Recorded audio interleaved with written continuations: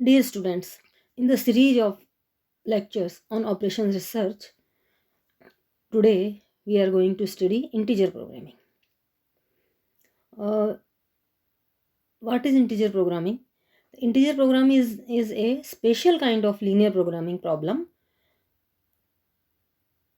in which some or all variables in optimal solution take non-negative integral values. And we say in short it IPP, integer programming problem. यानी कुल मिला के जैसा कि इसके नाम से क्लियर लग रहा है कि इंटीजर प्रोग्रामिंग प्रॉब्लम में क्या है कि जो सॉल्यूशन अपने को मिलता है वहाँ वेरिएबल की वैल्यू इंटीजर होनी चाहिए। अभी तो क्या अपना आंसर कितना आ जाता है 5.5, 10.5, 10 1/3 तो भी ठीक है, लेकिन अब अपने को क्या चाहिए, सॉल्यूशन में इंटीजर वैल्यू होता है। कई बार प्रैक्टिकल लाइफ में ये ज़रूरत पड़ती है कि इंटीजर, कहीं भी संख्या की बात कर रहे हैं अपन 1 2 3 वहाँ आ गया 2.5 तो उसका क्या मतलब हुआ, तो ये कई जगह काम आता है। अब ये क्या होती है, दो तरह की होती है। पहली वो जिसमें ऑल वेरिएबल्स आर इंटीग्रल, यानी इसको कहते हैं ऑल आईपीपी और प्योर आईपीपी। दूसरी वो है जहाँ क्या है कि कोई हो सकता है यूँ लिख दे कि x1 तो इंटीजर होना चाहिए और x2 x3 पे कोई कंडीशन नहीं लगाए, तो ज़रूरी नहीं है कि सारे इंटीजर चाहिए अपने को। तो यहाँ पे इसको अपन कहेंगे मिक्स्ड इंटीजर प्रोग्रामिंग। अब इसका अपन मैथमेटिकल फॉर्म लिखते हैं तो क्या होगा, optimize z equal to c s, constraint में x less than equal to greater than equal to b and x greater than equal to 0, जैसा कि अपन यूजुअली एलपीपी में लेते हैं। लेकिन एक कंडीशन इसमें साथ में आती है, with some X J must be must have integral values.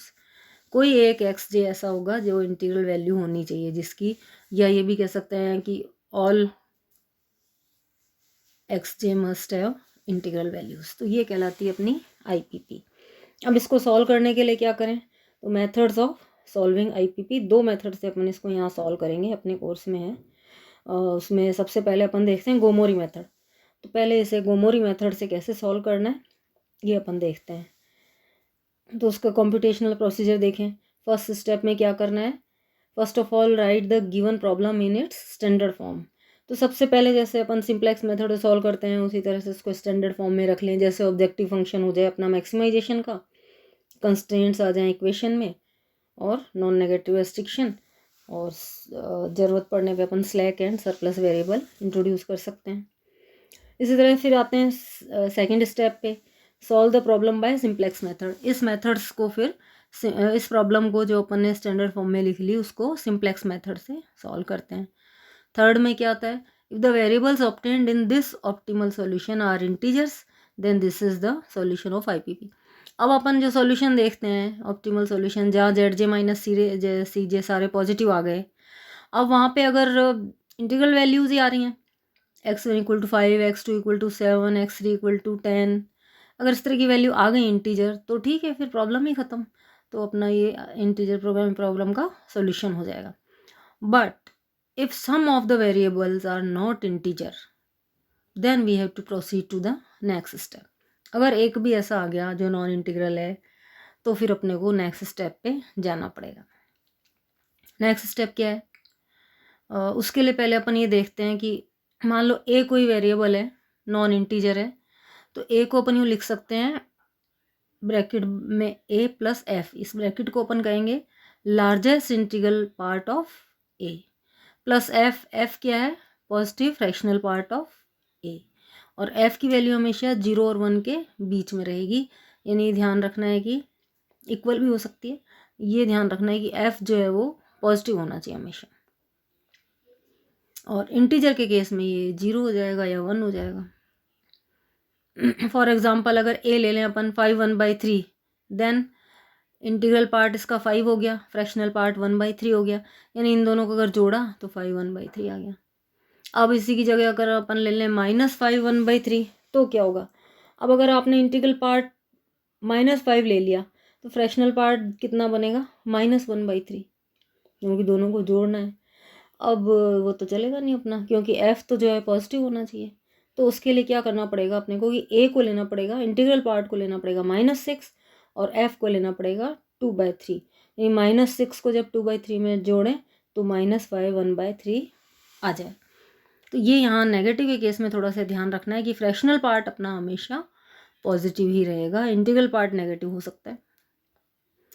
तो ये अपने को किसी नंबर को इंटीग्रल और फ्रैक्शनल पार्ट में कैसे ब्रेक करेंगे।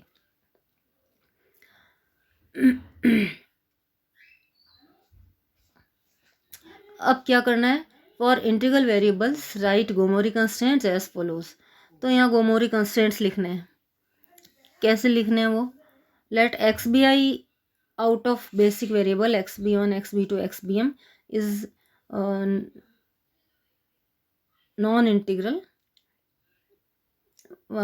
आई इज लाइज बिटवीन 1m। मान लो एक्स बी आई जो है वो नॉन इंटीग्रल वैल्यू रखता है।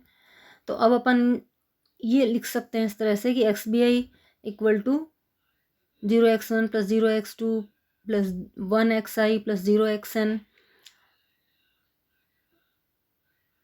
+ 0xm + 1 + yi m + 1 xm + 1 + yn xn, है ना।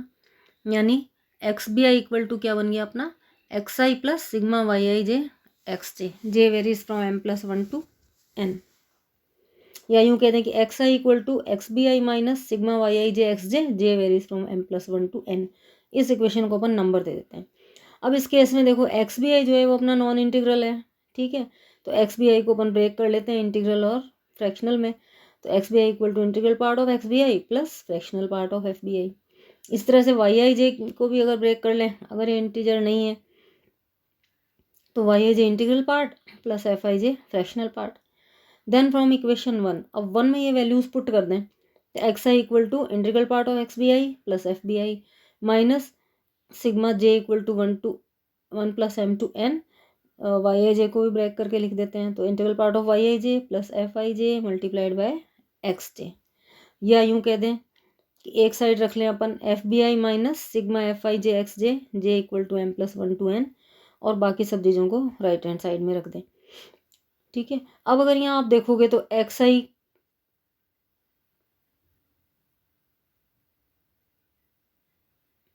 Minus x B I plus y I J x j, ये सारे इंटीजर है राइट हैंड साइड में, है ना। Therefore left hand side is also integer. Right hand side integer है तो लेफ्ट हैंड साइड भी इंटीजर होगा, है ना। And sigma F I J x j ये पॉजिटिव होगा, क्यों? क्योंकि एफ आई जे हमेशा अपना फ्रैक्शनल पार्ट है, पॉजिटिव रहेगा। एक्स जे क्योंकि वेरिएबल यहाँ यूज़ हो रहे हैं, ये भी पॉजिटिव रहेंगे। तो ये sigma F I J x J positive होगा। यानी F B I minus sigma F I J x J is less than equal to F B I, और एफ बी आई क्या है? Less than 1। तो इसका मतलब है कि F B I minus sigma F I J x J is an integer less than 1।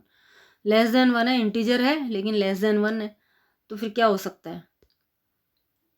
यूँ भी लिख सकते हैं लेस देन इक्वल टू 0, क्योंकि 1 से कम तो पहला इंटीजर 0 ही है।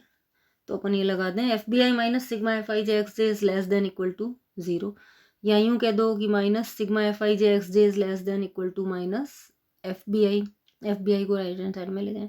It is called Gomory constant, इसी को कहते हैं अपन गोमोरी कांस्टेंट। अब इस कंस्टेंट्स को अपने को वहाँ ऐड करना है। तो जब भी अपन सॉल्व करते हैं तो कंस्टेंट्स को इक्वेशंस में कन्वर्ट करते हैं। तो converting the inequality into equation we introduce slack variable x ji one. Gomory है इसलिए ये एक्स जी वन का है इसको।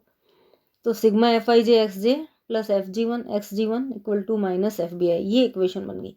अब इस इक्वेशन को अपने को एंटर करना है, जो फाइनल टेबल आ गई अपनी optimal solution of obtained by simplex method, ठीक है।